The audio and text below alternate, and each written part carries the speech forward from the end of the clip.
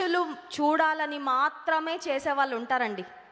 వారు ప్రేమతో చేయరు, వారు ఇతరుల మీద కన్సర్న్తో చేయరు, వారు కేవలం గుర్తింపు కొరకు మాత్రమే చేస్తారంట. అర్థం ఏంటంటే వారి యొక్క ఆలోచనలు సరిగ్గా లేవు. ఇవ్వడం అనేది మంచిదే, దానం చేయడం అనేది మంచిదే, ధర్మం చేయడం అనేది మంచిదే. కానీ ఆ ధర్మం చేయడం వెనకాల ఉన్న ఉద్దేశం చూసారా, ఆ ఉద్దేశం బాగాలేదు. ఇప్పుడు యేసయ్య అంటున్నాడు, మీరు మంచి పనులు చేసినా తప్పుడు ఉద్దేశంతో చేస్తే పరలోకపు తండ్రి వలన మీరు ఫలము పొందరు.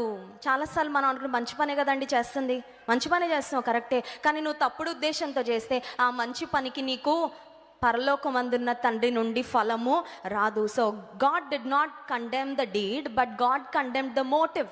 యేసుక్రీస్తు ప్రభు సరైన దృక్పథంతో నీవు ఏం చేసినా చేయాలి. అందువలన దేవుని ప్రజలు ఒక పాట పాడినా, ఒక ప్రార్థన చేసినా, ఒక ఆరాధన చేసినా, దేవుని సంఘానికి ఏదైనా ఇచ్చినా, దేవుని కొరకు ఏదైనా వాడబడినా, ఇతరులకు దేవుని ప్రేమ చూపించినా ఒకసారి సెల్ఫ్ చెక్ చేసుకోవాలి. ఏమనంటే నేను మంచి ఆలోచనతో చేస్తున్నానా, లేకపోతే ఏదన్నా తప్పుడు ఆలోచనతో నేను చేస్తున్నానా, తప్పుడు ఉద్దేశాలతో నేను చేస్తున్నానా.